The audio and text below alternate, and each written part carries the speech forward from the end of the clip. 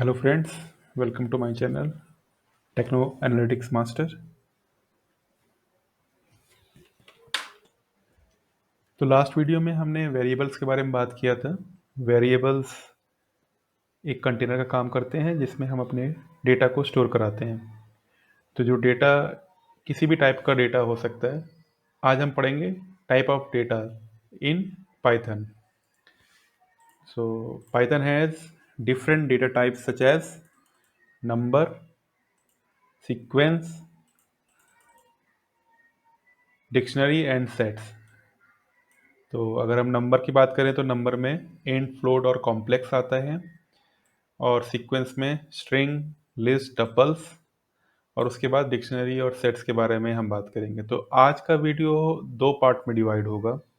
एक पार्ट में हम नंबर एंड सीक्वेंस को कंप्लीट करेंगे और दूसरे पार्ट में हम डिक्शनरी एंड सेट्स को कंप्लीट करेंगे।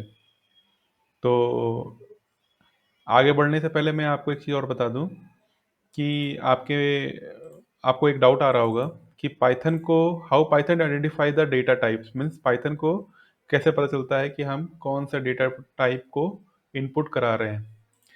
तो जो मैंने स्टार्टिंग में फीचर्स में आपको बताया था कि Python is known as a dynamically typed language, which means that you do not have to explicitly identify the data type when you initialize a variable। तो जब आप अपने वेरिएबल को कोई भी वैल्यू दे रहे होते हैं उस टाइम पे आपको पहले से बताने की ज़रूरत नहीं है कि आप किस टाइप का वेरिएबल इनपुट कराने जा रहे हैं, क्योंकि इसीलिए इसको डायनेमिकली टाइप्ड लैंग्वेज बोलते हैं। Python knows based on the value it has been given that it should allocate memory for a string, integer और float। तो जैसे ही हम अपने वेरिएबल को कोई भी वैल्यू इनपुट कराते हैं तो ऑटोमेटिकली पाइथन को पता चल जाता है कि ये स्ट्रिंग है, इंटीजर है या फ्लोट है। ठीक है, तो अब हम आगे पढ़ते हैं कि नंबर या न्यूमेरिक डेटा टाइप क्या चीज़ होते हैं। तो number data type stores numeric values, जैसे कि इसके नाम से पता चल रहा है कि ये एक न्यूमेरिक वैल्यूज़ को स्टोर करते हैं, और दे आर इम्यूटेबल। इम्यूटेबल का मतलब अगर हमने अपने वेरिएबल में कोई भी नंबर को स्टोर करा दिया तो हम उसको बाद में चेंज नहीं कर सकते। इम्यूटेबल के बारे में हम और अच्छे से बात करेंगे आगे। आगे हम बात करते हैं type of number data types. Types of number data types are int, float and complex. So int int is stand for integer.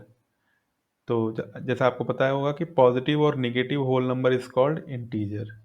मैंने कुछ एग्जांपल यहाँ पर टाइप किए हुए हैं, इससे देख के आपको पता चल जाएगा कि इंट वैल्यू कैसे डिफाइन करते हैं किसी वेरिएबल को। नेक्स्ट हम आगे बात करते हैं फ्लोट की। So float number with fractions और decimal point are called floating point number. तो जो भी डेसिमल में वैल्यू आएगी वो हमारी फ्लोट में काउंट होगा। नेक्स्ट हम आगे बढ़ते हैं कॉम्प्लेक्स नंबर। कॉम्प्लेक्स का मतलब होता है sum of real part and an imaginary part. जैसे एग्जांपल में लिखा है 3+4j, तो इसमें 3 जो है वो हमारा रियल नंबर काउंट होगा और 4j यहाँ पर इमेजिनरी पार्ट काउंट होता है। तो एज पर आवर रिक्वायरमेंट हम कोई भी न्यूमेरिक डेटा टाइप अपने वेरिएबल को दे सकते हैं। आगे आते हैं हम लोग सीक्वेंस। तो अब हम बात करते हैं सीक्वेंस। सीक्वेंस या order, any data which required to store in order form to make any sense. It means अगर हम अपने वेरिएबल को कुछ डेटा, ऐसा डेटा टाइप स्टोर करा रहे हैं जिसका कोई सेंस निकल के आता है, तो उसको सीक्वेंस में डिफाइन करते हैं। सीक्वेंस के कुछ टाइप्स ये होते हैं स्ट्रिंग, लिस्ट एंड टपल। तो पहले हम स्ट्रिंग के बारे में बात कर लेते हैं। कि any data written between pairs of single और डबल कोट्स और 3 ट्रिपल कोट्स। तो कोई भी डेटा को, कोई भी वैल्यू, कुछ भी अगर हमने सिंगल कोट या डबल कोट के बीच में लिखा या ट्रिपल कोट के बीच में लिखा, तो इसको स्ट्रिंग बोलते हैं। और ये इट इज़ इम्यूटेबल, यानी इसको भी हम एक बार वैल्यू देने के बाद चेंज नहीं कर सकते या अपडेट नहीं कर सकते। ठीक है, आगे बढ़ते हैं। एग्जाम्पल जैसे हम ले लेते हैं, मैंने एक वेरिएबल नेम लिया फर्स्ट नेम, जिसको मैंने सिंगल कोट से डिफाइन किया। दूसरा मैंने मिडिल नेम लिया, जिसको मैंने डबल कोट से डिफाइन किया। और एक एग्जांपल मैंने फुल नेम लेकर लिया। This is an example of triple quote. So अभी आपको थोड़ा आइडिया लग गया होगा कि स्ट्रिंग को हम कैसे डिफाइन करेंगे। आगे हम बढ़ते हैं, लिस्ट के बारे में पढ़ते हैं। सो a list contains items separated by commas and enclosed within square bracket. Square bracket आपको मैंने एग्जांपल में बता दिया है कि स्क्वायर ब्रैकेट ऐसा दिखता है। Now list is mutable. Mutable means it can be update, it can be change. अगर हमने एक लिस्ट बनाई, उसके अंदर कुछ फ्रूट्स के नाम लिख दिए, banana, apple, kiwi, and after that अगर मैं इस लिस्ट को चेंज करना चाहूँ, एक फ्रूट का नाम और ऐड करना चाहूँ, तो मैं इसमें ऐड कर सकता हूँ। तो लिस्ट इज म्यूटेबल, ये ध्यान देने वाली बात है। नाउ लिस्ट आर होमोजीनियस और हेट्रोजीनियस। तो होमोजीनियस का मतलब ये है, अगर हमने एक ही टाइप के आइटम्स को लिस्ट में स्टोर कराया है तो उसको होमोजीनियस लिस्ट बोलेंगे। जैसे मैंने अभी एक एग्जांपल दिया फ्रूट्स का, अगर मैंने ओनली फ्रूट्स की को ही डिफाइन किया है पर्टिकुलर लिस्ट में, तो वो होमोजीनियस एक लिस्ट बोली जाएगी। और heterogeneous means different type of data अगर मैंने अपने लिस्ट में स्टोर कराया है तो उसको हेट्रोजीनियस लिस्ट बोलते हैं। एग्जाम्पल मैंने दिया है लिस्ट, पहले मैंने एक स्ट्रिंग वैल्यू, फिर उसके बाद इंट वैल्यू, उसके बाद फ्लोट वैल्यू को स्टोर कराया, तो ये एक हेट्रोजीनियस लिस्ट वन है। लिस्ट टू में मैंने ओनली इंट वैल्यू को प्लेस कराया, तो ये एक होमोजेनियस लिस्ट है। आगे टपल्स। तो tuples, a tuples contain items separated by commas and enclosed within parentheses, जिसे हम रेगुलर ब्रैकेट बोलते हैं। तो लिस्ट एंड टपल्स की डेफिनेशन आपने जैसे देखी सेम है, ओनली इसमें डिफरेंस क्या है कि उसको स्क्वायर ब्रैकेट में स्टोर करते हैं और इसको पैरेंथेसिस यानी रेगुलर ब्रैकेट में स्टोर करते हैं। मेन डिफरेंस टपल्स और लिस्ट में एक और ये भी है कि tuple is immutable and list is mutable. Immutable जैसे मैंने आपको बताया, इसको हम अपडेट या चेंज नहीं कर सकते। ठीक है, तो जैसे मैंने एग्जांपल दिया किसी स्टूडेंट्स के नेम का, और मैंने उसको टपल में अगर स्टोर कराया, तो टपल वन इज विवेक अभिषेक रियांश। तो इस तो पार्ट वन में हमने जो जो पढ़ा, इसको थोड़ा सा मैं और डिस्क्राइब कर देता हूँ। मैं एक एग्जांपल लेता हूँ, नंबर। अगर मैंने एक वैल्यू दे दी 1 2 3, ठीक है, अब मैंने इसको प्रिंट कराया नम 1। मुझे ये चेक करना हो कि ये कौन सा डेटा टाइप है, तो उसके लिए मेरे पास एक फंक्शन, इनबिल्ट फंक्शन है, इसको टाइप बोलते हैं।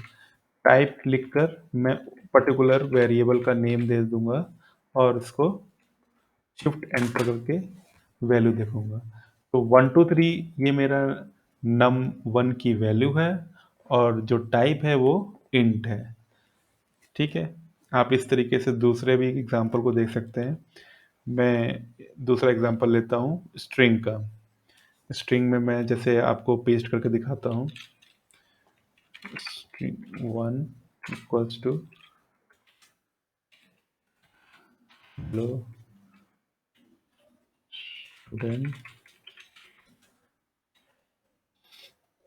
और तो मैं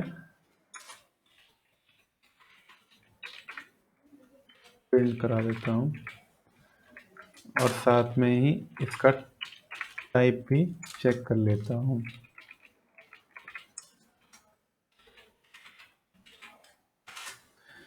तो हेलो स्टूडेंट्स प्रिंट होके भी आ रहा है और टाइप भी इसका स्ट्रिंग बता रहा है। तो आपको थोड़ा सा क्लियर हो रहा होगा कि स्ट्रिंग मैंने डिफाइन किया डबल कोट से और उसका टाइप मैंने चेक किया तो वो स्ट्रिंग बता रहा है। इस तरीके से आप अपने डेटा टाइप्स को चेक कर सकते हैं। अभी मैं एग्जांपल दे देता हूँ सिंगल कोट्स का भी। String two equals to single quote, this is an example of single quote. के बाद मैं इसको प्रिंट करा लेता हूँ और इसका भी टाइप चेक कर लेता हूँ।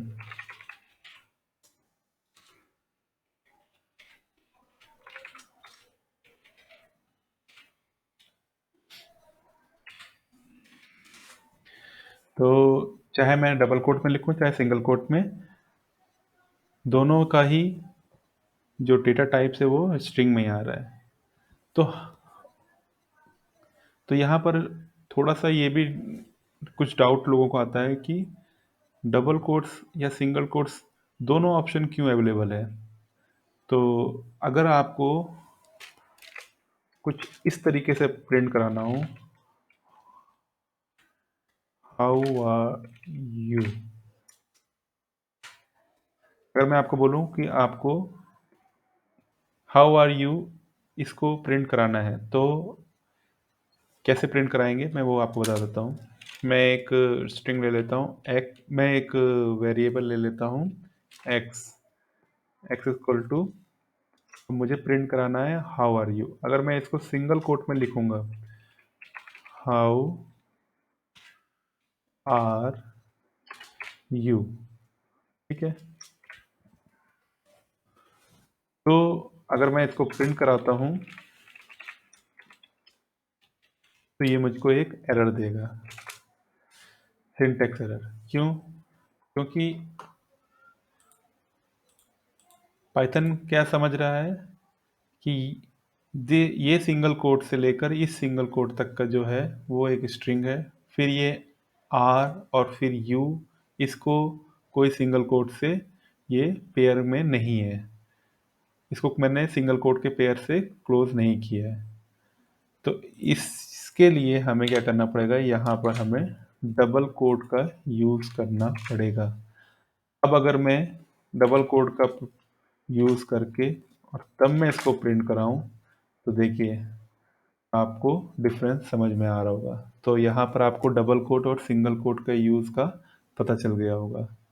और ट्रिपल कोट कब यूज़ करते हैं, जब आपने कुछ मल्टी लाइन में कोड लिख रहे हों, कोई स्ट्रिंग को मल्टी लाइन में लिख रहे हों तो आप उसको ट्रिपल कोट में भी लिख सकते हैं। तो होप आपको ये सब समझ में आ रहा होगा। कहीं पर भी कुछ डाउट हो तो आप हम मेरे को कमेंट में लिख कर पूछ सकते हैं।